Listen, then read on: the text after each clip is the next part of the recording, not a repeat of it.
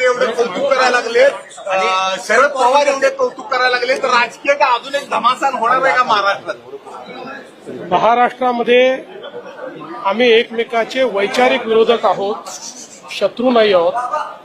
त्यामुळे एखाद्याच्या जन्मदिनाप्रसंगी, एखाद्याच्या अभिष्टचिंतनाच्या प्रसंगी एखाद्याने चांगली भावना व्यक्त करणं याचा अन्यथा अर्थ काढणं अतिशय अयोग्य आहे.